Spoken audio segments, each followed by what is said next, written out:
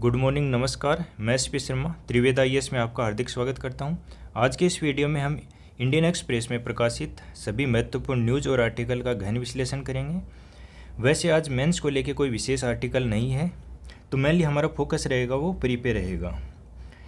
यदि आपको हमारा प्रयास पसंद आता है तो लाइक और सब्सक्राइब जरूर करें और अपने दोस्तों को शेयर करना न भूलें। इसके अलावा आज से हम प्री मेंटरशिप का जो प्रोग्राम है वह भी शुरू कर रहे हैं। इसमें आपको डेली टारगेट दिया जाएगा। ये हमारा जो उद्देश्य रहेगा वो है कि 31 दिसंबर तक आप मेंस की जो पूरा जो सिलेबस है उसको कंप्लीट कर लें। तो 15 जुलाई के लिए आपका जो टारगेट रहेगा वह है एथिक्स में, जो हमारा सिलेबस का पहला टॉपिक है कि एथिक्स इन ह्यूमन एक्शन और डायमेंशंस ऑफ एथिक्स। इसके अलावा जो पेपर 2 है पॉलिटी का, इंडियन कॉन्स्टिट्यूशन, उसका जो हिस्टोरिकल बैकग्राउंड है, इवोल्यूशन कैसे हुआ और फीचर्स, ये आपको रीड करने हैं।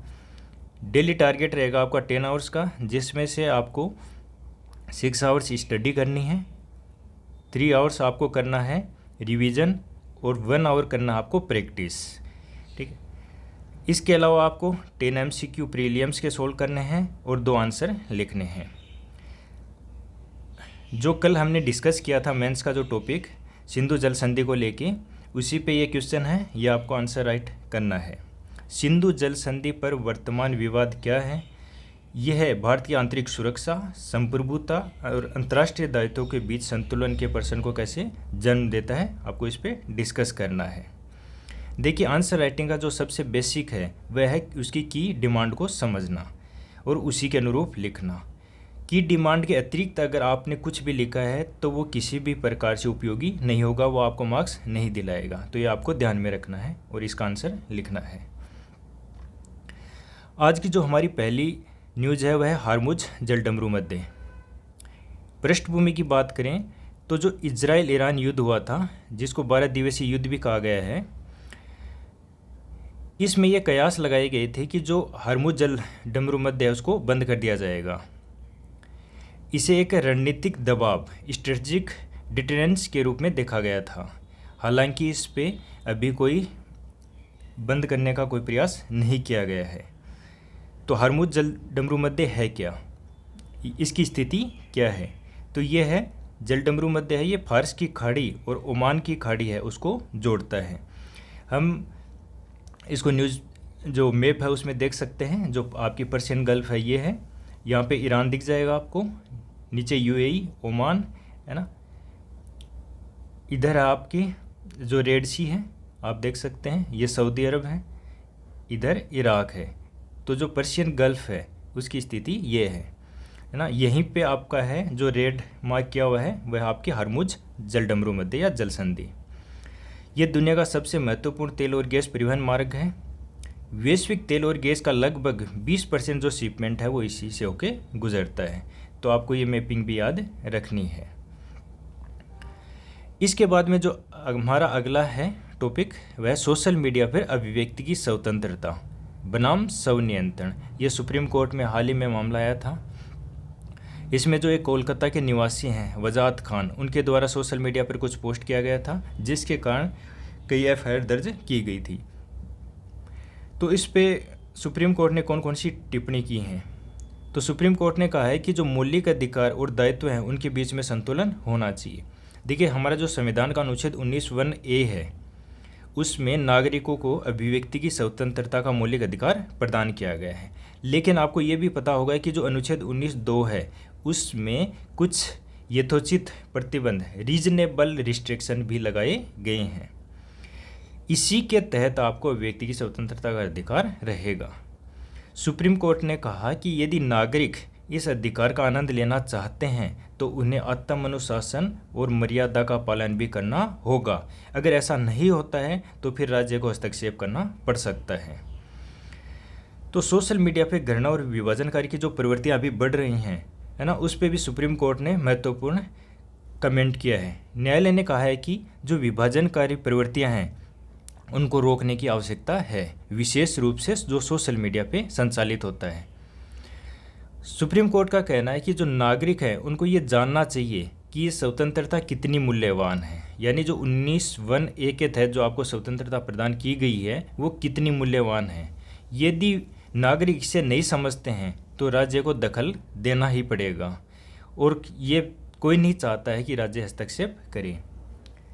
न्यायपालिका है, उसका उद्देश्य क्या है? न्यायपालिका ने कहा कि हमारा उद्देश्य सेंसरशिप नहीं लगाना है, बल्कि उद्देश्य क्या है? जो हमारी प्रस्तावना में बंधुत्व, धर्मनिरपेक्षता और व्यक्ति की गरिमा जैसे मूल्य लिखे गए हैं, उनको दिशा निर्देश देकर उन पे विचार करना है।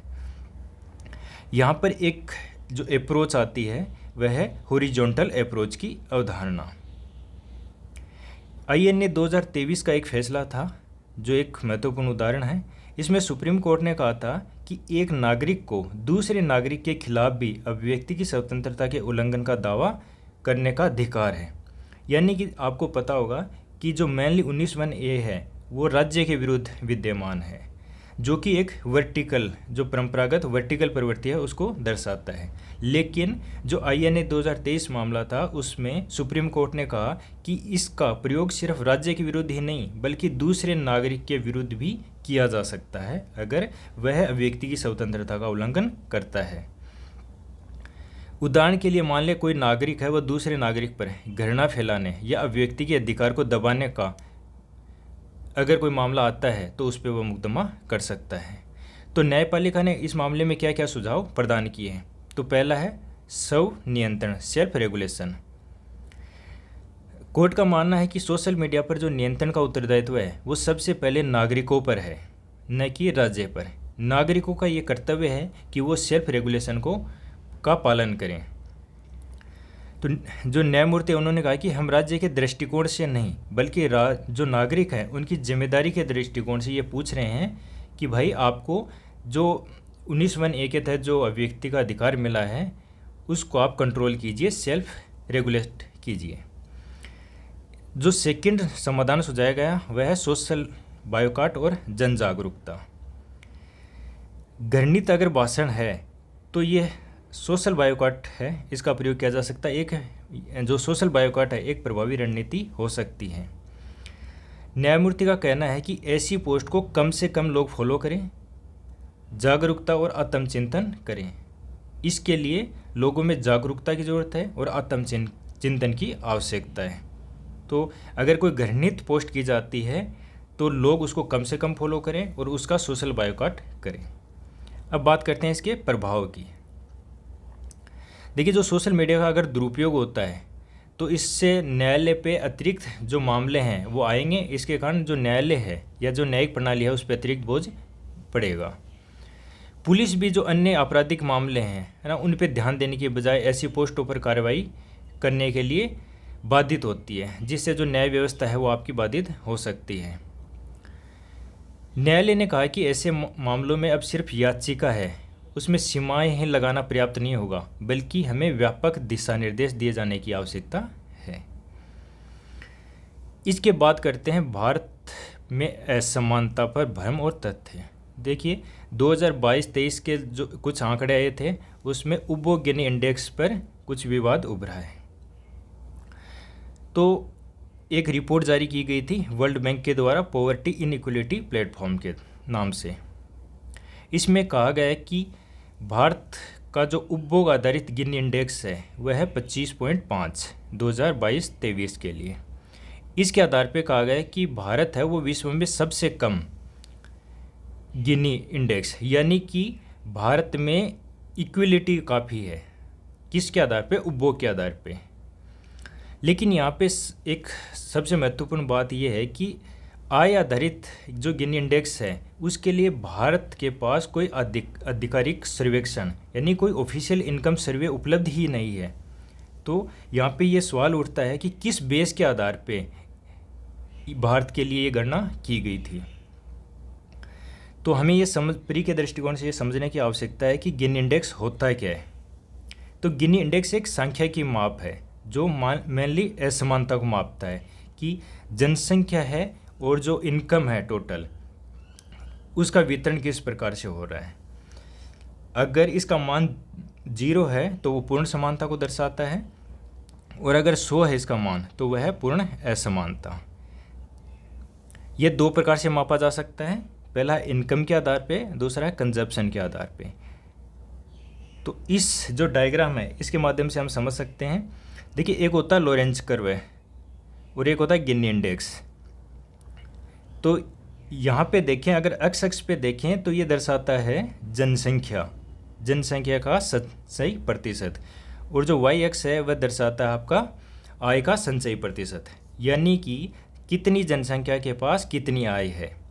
मान लीजिए यहाँ पे देखें तो 20% जनसंख्या के पास 20% ही इनकम है, यानी कि यहाँ पे पूर्ण समानता है। तो ये जो डॉट डॉट लाइन है ये आपकी पूर्ण समानता को दर्शाती है, लेकिन इससे जितनी दूरी बढ़ती जाती है वह उतनी ही असमानता को दर्शाता है। तो ये जो लाइन है जो डार्क ब्लैक है ये आपकी दर्शाती है लोरेंज वक्र को।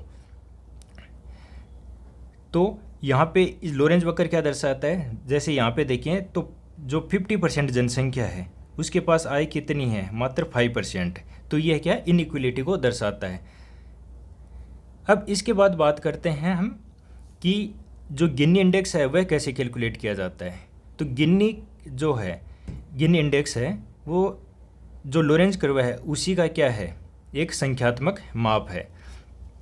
तो जो सबसे पूर्ण समानता की जो लाइन है उससे नीचे का जितना टोटल एरिया है, ठीक है, और जितना आपका लोरेंज वक्र है जो ए वाला पार्ट है, ठीक है, तो A/A+B ये अनुपात दर्शाता आपका गिनी इंडेक्स। अगर गिनी इंडेक्स का मान 0 होता है तो वो पूर्ण समानता को दर्शाएगा। जैसे मान लीजिए जो ब्लैक वाली लाइन है अगर ये यहाँ पे हो तो ये पूर्ण समानता आ जाएगी, और जैसे जैसे ये दूर हटता जाएगा तो ए का मान है वो बढ़ता जाएगा, इसके कारण असमानता है वो भी बढ़ती जाएगी। तो ये आपका लोरेंज वक्र और गिनी गुणांक। इसके बाद में अगला जो हमारा टॉपिक है, भारत में मुद्रास्फीति में गिरावट। तो जून 2025 के अभी आंकड़े हैं, उसके अनुसार जो खुदरा मुद्रास्फीति है वो अभी है 2.1%, जो कि मई 2025 में थी 2.82%। ये लगातार 5वां महीना है जिसमें जो CPI है वो RBI के लक्ष्य से 4% से नीचे है। अब बात करते हैं इस मुद्रास्फीति में गिरावट के मुख्य कारण क्या हैं। तो जो फूड प्राइस जो है उसमें कमी आई है, यानी जो खाद्य वस्तुएं हैं उनके मूल्य में लगातार गिरावट आई है। मेनली खाद्य और पेय पदार्थ हैं उनकी श्रेणी में, और जो सब्जी और दालें हैं वहाँ पर भी ये गिरावट देखने को मिली है। दूसरा है मानसून पे प्रभाव, मानसून का प्रभाव। तो जो साउथ वेस्ट मानसून है वो काफ़ी प्रभावी रहा है, अभी तक अच्छा रहा है, तो जिसके कारण ये संभव है कि जो खरीफ फसल की जो बुआई का क्षेत्र है वो पिछले वर्ष की तुलना में अधिक है, जिससे जो खाद्य आपूर्ति है उसमें वृद्धि होगी और मूल्य नियंत्रण में सहायता मिलेगी। थर्ड जो पॉइंट है इसका कारण है कच्चे तेल के जो दाम है उनमें कमी। जो ब्रेंट क्रूड प्राइस है उसमें लगातार कमी आई है। जैसे देखेंगे हम, जब ईरान इजराइल का जो युद्ध हुआ था उसके दौरान जो कीमत है इसकी वो $75 पे पहुंच गई थी, लेकिन जून जुलाई में ये घटकर फिर 68 प्रति बैरल रह गई है। तो इससे क्या है कि जो अगर तेल मूल्य स्थिरता रहेगी तो इससे परिवहन और जो लॉजिस्टिक लागत है उसको नियंत्रित करने में सहायता मिलेगी। अब बात करते हैं कोर इन्फ्लेशन का रुझान, कोर CPI का। देखिए, एक होती है हेडलाइन इन्फ्लेशन। हेडलाइन इन्फ्लेशन क्या होती है, टोटल इन्फ्लेशन की अर्थव्यवस्था में कितनी इन्फ्लेशन है। लेकिन जब बात करते हैं कोर इन्फ्लेशन की, तो जब कुछ ऐसी वस्तुएं होती हैं जैसे खाद्य और ईंधन जिनकी कीमतें हैं वो लगातार बदलती रहती हैं, ठीक है, तो अगर इनके प्रभाव को हटा दिया जाए तो जो हेडलाइन इन्फ्लेशन है अगर उसमें से खाद्य और ईंधन की जो मूल्य है अस्थिरता है उसको हटा दिया जाए तो फिर बचती है आपकी कोर इन्फ्लेशन। तो हालांकि जो कोर इन्फ्लेशन है उसमें जून में थोड़ी वृद्धि देखी गई है, लेकिन ये कोई व्यापक नहीं है। अब इस पे बात करते हैं कि इसके कारण जो RBI की मौद्रिक नीति है उस पर क्या प्रतिक्रिया है। देखिए, जो मॉनेटरी पॉलिसी होती है उसमें पॉलिसी रेट है उसी का आकलन किया जाता है ना। जैसे आपने सुना होगा कि बहुत सारी दरें होती हैं, जैसे बैंक रेट है ना, CRR, SLR, वो सब चीज़ें चेंज नहीं होती हैं। मेनली कौन चेंज होती है इसके अंदर, पॉलिसी रेट। सिर्फ पॉलिसी रेट मॉनेटरी पॉलिसी से संबंधित है। जो मॉनेटरी पॉलिसी कमेटी है वो सिर्फ पॉलिसी रेट को ही आकलित करती है, उसकी घोषणा करती है, इसके अलावा अन्य से उसका कोई संबंध नहीं होता है। तो जून 2025 में एमपीसी का क्या निर्णय रहा है कि जो रेपो रेट है उसमें 50 आधार अंक की कटौती की गई है। तो इससे अब जो नई दरें कितनी हो गई हैं, यानी रेपो रेट की नई दरें क्या हैं, 5.5%। फरवरी 2025 से अब तक कुल 100 बेस जो आधार अंक है उनकी कटौती की गई है। इसके बाद बात करते हैं भारत में साइबर धोखाधड़ी से भारी आर्थिक नुकसान की। देखिए, पिछले 5 महीने में 7,000 करोड़ की हानि हुई है इसके कारण। ये गृह मंत्रालय का आंकड़ा है और जो जारी किया गया है Indian cyber crime coordination centre I4C द्वारा। भारत सरकार के द्वारा ये पहचान की गई है कि जो साइबर धोखाधड़ी के जो केंद्र हैं वो कौन कौन से। तो मेनली जो साइबर धोखाधड़ी के जो कार्य हैं वो संचालित होते हैं कंबोडिया से। इसके अलावा लाओस और म्यांमार से भी ऐसे स्कीम है वो संचालित हो रहे हैं। तो बात करते हैं साइबर धोखाधड़ी के प्रकारों की। तो मेनली जो स्टॉक ट्रेडिंग अभी चल रही है, निवेश आधारित धोखाधड़ी है, वो काफ़ी व्यापक रूप से चल रही है। डिजिटल अरेस्ट का आपने सुना ही होगा, जिसमें पीड़ित को डराया धमकाया जाता है कि उसके खिलाफ कार्रवाई होगी, वो ऐसा कीजिए, पैसा दीजिए, ठीक है। तो ये है डिजिटल अरेस्ट। इसके बाद आता है टास्क और निवेश आधारित धोखाधड़ी। तो पीड़ित को ऑनलाइन टास्क दी जाती है, निवेश के नाम पर फंसाया जाता है कि आपको आप इतना इन्वेस्टमेंट कीजिए, आपको इसके बदले इतना मिलेगा। तो धीरे धीरे उसमें व्यक्ति फंसता चला जाता है। तो यहाँ पे आपके लिए GS3 के लिए एक क्वेश्चन बन जाता है कि भारत में बढ़ती साइबर धोखाधड़ी की घटनाओं से उत्पन्न जो आंतरिक सुरक्षा संकट है उसकी विवेचना करनी है आपको। और दूसरा है कि इसके लिए जो सरकार द्वारा उठाए गए कदम हैं उनकी समीक्षा करनी है। देखिए, समीक्षा का अर्थ ये है कि आपको सिर्फ कदम जो उठाए गए हैं वो ही नहीं बताने हैं, बल्कि वो कितने प्रभावी हैं या फिर उनमें क्या इशूज़ हैं वो भी आपको बताने हैं इसमें। इसके बाद आता है थर्मल पावर प्लांट के सल्फर डाइऑक्साइड उत्सर्जन मानदंडों में संशोधन। बात करें कि सल्फर डाइऑक्साइड है वो क्या है, तो एक विषैली गैस है जो कोयला जलाने पे निकलती है। इसके अलावा यह गैस है ये द्वितीयक जो प्रदूषक है जैसे सल्फेट एरोसोल उसके निर्माण में भी सहायक होती है। सल्फर डाइऑक्साइड के जो प्रभाव हैं उसको कम करने के लिए एक तकनीक है फ्लू गैस डीसल्फराइजेशन। इसका प्रयोग किया जाता है ताकि जो सल्फर डाइऑक्साइड है उसका उत्सर्जन कम से कम हो सके। भारत के द्वारा इसको कंट्रोल करने के लिए मानदंड लागू किए गए थे पहली बार 2015 में। हाल ही में यानी 11 जुलाई 2025 को एक आदेश जारी किया गया जिसमें इनमें संशोधन किया गया है। इसमें कहा गया है कि जो सभी संयंत्र हैं उनके लिए जो FGD है यानी कि फ्लू गैस डीसल्फराइजेशन है उसको लगाने की अनिवार्यता नहीं होगी। तो संशोधित वर्गीकरण क्या है और उनके लिए समय सीमा क्या है। तो पहली है श्रेणी कैटेगरी A। इसमें आते हैं दिल्ली NCR या 10 किलोमीटर दायरे में या 10 लाख से अधिक जनसंख्या वाले जो शहर हैं वहाँ पे। तो यहाँ पे जो FGD हैं उनको दिसंबर 2027 तक लगाना आवश्यक है वो। इसके बाद बात करते हैं कैटेगरी B। इसमें गंभीर प्रदूषित क्षेत्र जिन शहरों की वायु गुणवत्ता मानक के अनुरूप नहीं है वहाँ पर केस दर केस आधार पे विशेषज्ञ समिति है उसकी सिफारिश के आधार पर इनको लगाया जाएगा। अब बात आती है कैटेगरी C की। उपरोक्त 2 श्रेणी हैं उससे बाहर के संयंत्र, इनको पूरी तरीके से मुक्त रखा गया है, केवल चिमनी की ऊंचाई के मानदंड अपनाने होंगे। इसके अलावा एक प्रावधान है कि अगर 2030 के बाद रिटायर्ड होने वाले संयंत्र हैं तो उनके लिए क्या है, तो ऐसे संयंत्रों के लिए जो सल्फर डाइऑक्साइड मानदंड है उनको से छूट दी गई है। हालांकि यदि अगर वह 2030 के बाद भी चलते हैं तो उन पर जुर्माना लगाया जाएगा।